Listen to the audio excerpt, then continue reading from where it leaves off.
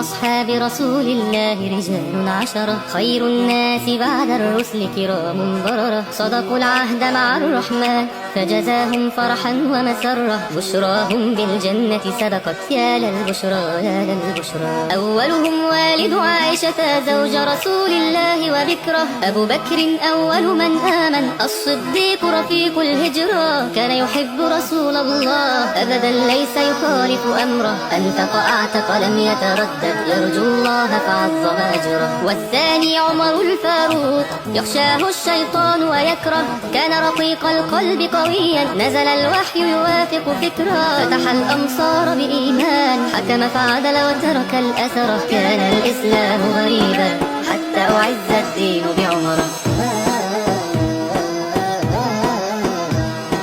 ذو النورين الثالث وهو عثمان ذو جيش العسرى، كان حيا كان رفيقا يحيي